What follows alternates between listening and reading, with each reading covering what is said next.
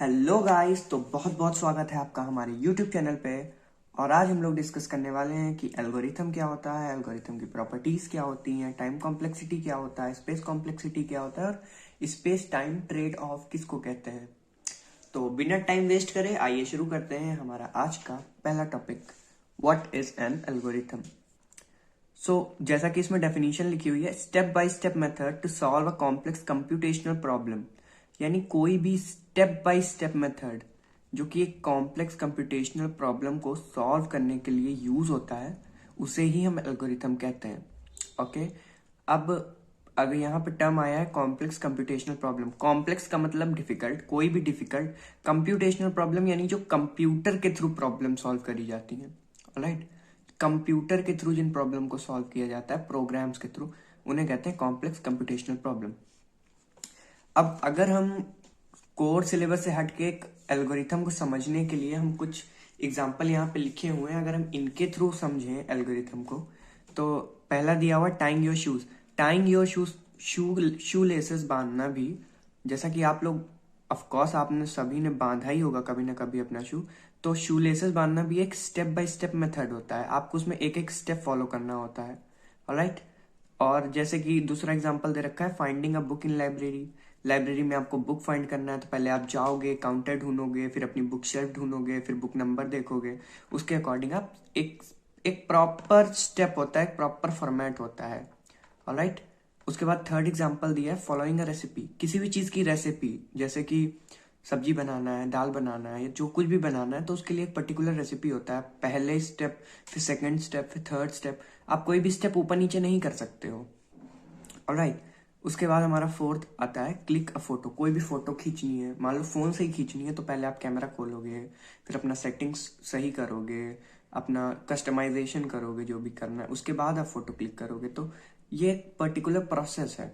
Alright, तो इन्हीं step by step methods को ही एल्गोरिथम कहते हैं। इसके बाद अगर हम बात करें प्रॉपर्टीज ऑफ एल्गोरिथम की, जैसा कि आप लोग देख सकते हैं स्क्रीन पे, प्रॉपर्टीज ऑफ एल्गोरिथम में हमारा आता है इनपुट, आउटपुट, डेफिनिटनेस, फाइनाइटनेस और इफेक्टिवनेस। अब इनपुट क्या होता है? इनपुट यानी कि आपका एल्गोरिथम जो है वो कम से कम एक इनपुट जरूर ही इंक्लूड करता हो, क्योंकि अगर एक भी इनपुट नहीं होगा तो एल्गोरिथम हम लोग कर क्यों रहे हैं। दूसरा आउटपुट, आउटपुट यानी कि कम से कम एक आउटपुट जरूर आना चाहिए, क्योंकि अगर आप एल्गोरिथम परफॉर्म कर रहे हो और आपको कुछ आउटपुट नहीं मिल रहा है तो करने का कोई मतलब नहीं है। ऑलराइट, उसके बाद तीसरा आता है हमारा डेफिनिटनेस। डेफिनिटनेस यानी कि आपका जो एल्गोरिथम है वो क्लियर और अनएम्बिगुअस होना चाहिए। अब यहाँ पे अनएम्बिगुअस वर्ड का यूज हुआ है। अनएम्बिगुअस का मतलब होता है रेलेवेंट, यानी कि आपका जो भी कोड हो वो क्लियर हो और रेलेवेंट हो। ऐसा नहीं है कि कोड के बीच में आप कहीं भी कुछ भी लिखे दे रहे हैं, ऐसा कुछ नहीं होना। सारे स्टेप आपके क्लियर होने चाहिए और जो रिक्वायर्ड हो वही होने चाहिए। उसके बाद फाइनाइटनेस में हमारा आता है कि must be terminate after finite number of steps, यानी कि आपका एल्गोरिथम इन्फिनाइट स्टेप्स तक नहीं जाना चाहिए, एक पर्टिकुलर नंबर ऑफ स्टेप्स के बाद उसको टर्मिनेट ही होना पड़ेगा।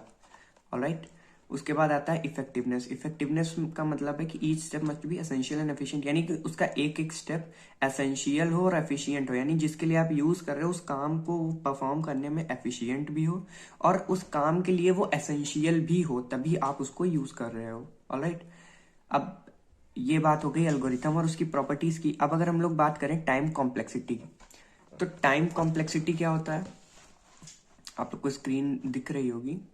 ऑलराइट, तो टाइम कॉम्प्लेक्सिटी यहाँ पे दिया हुआ, time taken by an algorithm to execute given set of instruction.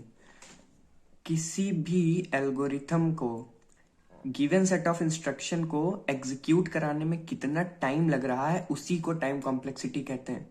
अब यहाँ पे मैं एक बात कहना चाहूंगा कि टाइम कॉम्प्लेक्सिटी और स्पेस कॉम्प्लेक्सिटी ये काफी इंपॉर्टेंट टॉपिक्स होते हैं, काफी इजी टॉपिक्स होते हैं जो हम लोगों को क्लियर नहीं हो पाते हैं। मैं अपने एक्सपीरियंस से बता रहा हूँ, क्योंकि मुझे भी ये टॉपिक स्टार्टिंग में क्लियर नहीं हो रहे थे। तो अगर इस तरीके के टॉपिक बहुत ही इजी हैं, अगर ये क्लियर हो जाते हैं तो अच्छा खासा आपका वेटेज रहता है एग्जाम में, जो भी रहेगा 4 नंबर में ही होगा, लेकिन एक अच्छा खासा वेटेज होता है। ऑलराइट, और ये जरूरी भी है आपका जानना, क्योंकि आप आगे चल के प्रोग्राम बनाओगे, किसी भी कॉम्पिटेटिव एग्जाम में पहुंचोगे तो ये छोटे छोटे टॉपिक्स वो पूछ लेते हैं। सो इजी है, और मैं यही बताऊंगा कि आप लोग नोट्स जरूर कॉपी कर लीजिए, क्योंकि ये नोट्स आपके काम ही आने वाले हैं।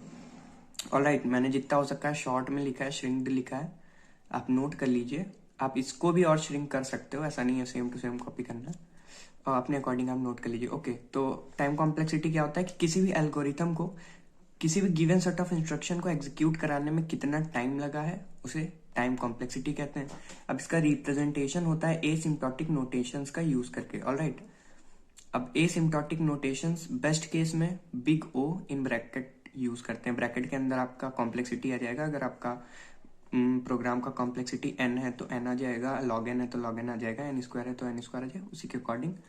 अब वर्स्ट केस में ओमेगा यूज होता है, एवरेज केस में थीटा यूज होता है। इन्हें बिग ओ, बिग ओमेगा और बिग थीटा के नाम से भी जाना जाता है। ऑलराइट, अगर हम लोग बात करें स्पेस कॉम्प्लेक्सिटी की, तो स्पेस कॉम्प्लेक्सिटी हमें ये बताता है कि कितना हमारा स्टोरेज स्पेस यूज हो रहा है किसी भी गिवन सेट ऑफ इंस्ट्रक्शन को एग्जीक्यूट कराने में।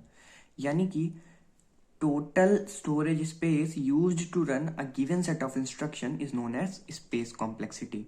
आई होप आपको स्पेस कॉम्प्लेक्सिटी और टाइम कॉम्प्लेक्सिटी समझ में आ गया होगा। इसके बाद हम लोग आगे बढ़ते हैं अपने अगले टॉपिक की तरफ, time space trade off. So for a best algorithm we have parameters, less time taking, less memory space consumption. यानी कि हम किसी भी एल्गोरिथम को बेस्ट कब कहेंगे, जब वो कम से कम टाइम ले और कम से कम मेमोरी स्पेस यूटिलाइज करे। ठीक है, लेकिन कभी कभी ऐसा नहीं हो पाता है, sometime it is not possible. Example हम लोग अभी देखेंगे, उससे पहले हम लोग समझ लेते हैं ट्रेड ऑफ क्या होता है। तो जब ऐसा नहीं हो पाता कि हम लोग का लेस टाइम टेकिंग भी हो, लेस मेमोरी स्पेस कंजम्पशन भी हो, तब हम लोग को नीड के अकॉर्डिंग अपने एक को सेक्रीफाइस करना पड़ता है दूसरे को छोड़कर।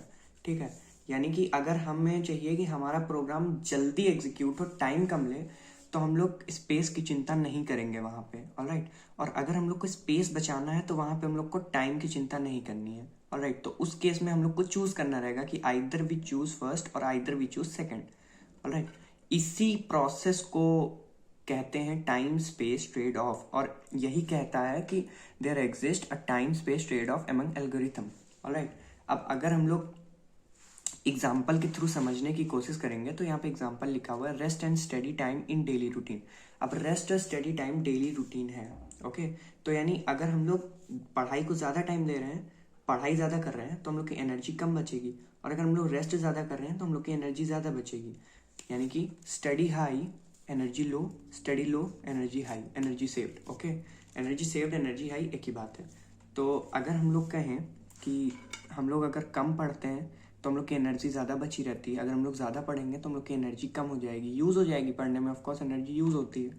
ठीक है, तो वहाँ पे हमें चूज करना होगा कि हमारे लिए स्टडी ज़्यादा इंपॉर्टेंट है या फिर रेस्ट ज़्यादा इंपॉर्टेंट है।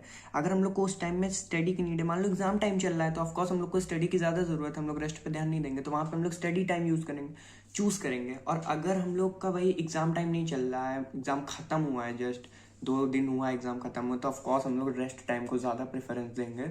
ऑलराइट, तो उस केस में ये हो जाएगा हम लोग का कि स्टडी लो हो जाएगा, एनर्जी सेव रहेगी, हम लोग एनर्जी अपना खेलने कूदने में या जो भी 1-2 दिन बाद अपना एक्स्ट्रा करिकुलर में यूज़ कर लेंगे। So basically moral of the story ये है कि हम लोग को एक ही चूज करना पड़ेगा, आइदर हम लोग स्टडी बचाएं और हम लोग टाइम बचाएं। ठीक है, तो जहाँ जहाँ पे इस तरीके की प्रोग्राम में या एल्गोरिथम में सिचुएशंस आती हैं जब हम लोग को या तो टाइम बचाना होता है या तो मेमोरी स्पेस बचाना होता है, उस सिचुएशंस को ही कहते हैं टाइम स्पेस ट्रेड ऑफ। सो आज के लिए इतना ही गाइस। आई होप कि वीडियो आपको क्लियर हुआ होगा, आपको सब समझ में आया होगा। अगर आपको चीज़ें समझ में आ रही हैं तो लाइक कर दें, इससे हमें भी पता चलेगा कि आपको चीज़ें समझ में आ रही हैं, और अपने फ्रेंड्स के साथ ज़रूर शेयर करें ये कंटेंट अगर आपको पसंद आया है तो। And thank you so much, like share subscribe and bye bye.